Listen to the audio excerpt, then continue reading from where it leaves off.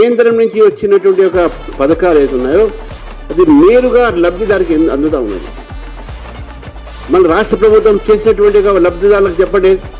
ఇందిరమ్మ ఇల్లు అన్నారు, ఒక్క ఇల్లు కూడా మీరు అలాట్మెంట్ కాలేదని చెప్పి చాలా చెప్తాను. ఫస్ట్ చెప్పొచ్చు మేము 3,000 కట్టినాం, 6,000 కట్టినాం.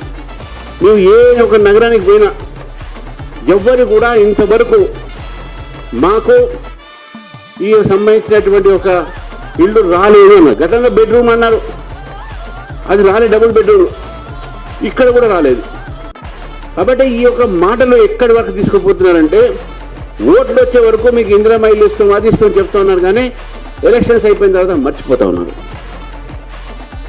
నేను ఈ ప్రభుత్వాన్ని అడుగుతా ఉన్నాను, ఈ యొక్క మున్సిపాలిటీస్కి మీరు చేసింది ఏంది? కేంద్ర ప్రభుత్వం నుంచి వచ్చినటువంటి ఒక 5 కిలోల బియ్యం కూడా మేము ఇస్తున్నాం, మోదీ గారు ఇస్తా ఉన్నారు, మీరు ఇవ్వట్లేదు.